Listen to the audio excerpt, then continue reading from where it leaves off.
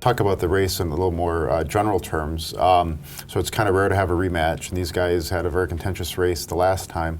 Talk a little bit about how, I mean, them and their staffs, do you think they even get along or not get along, or how contentious are we looking for this? I don't even think these guys could agree on where to order lunch and what to order. I mean, they disagree about every single issue. It is a clear left-right race.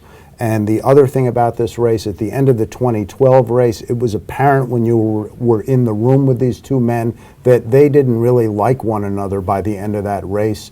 The body language suggested that. So 6 years later, you have this rematch.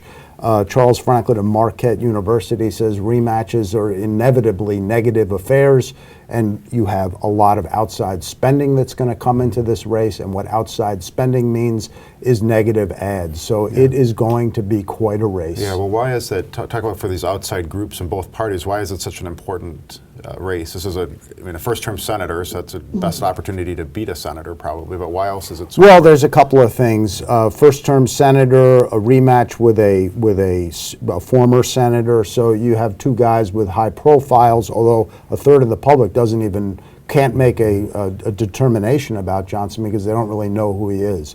You have the Democrats trying to flip the Senate, the Republicans defending the Senate. You have a presidential battleground state that has not been won by the Republicans since 1984 with Ronald Reagan. Now, the headwinds would suggest they're against Johnson since this is a Democratic state in presidential elections. If you go by the last two, it would be tough. However, in 2000 and 2004, those were close races here. So that could give Johnson, an idea that he could take this race from Feingold.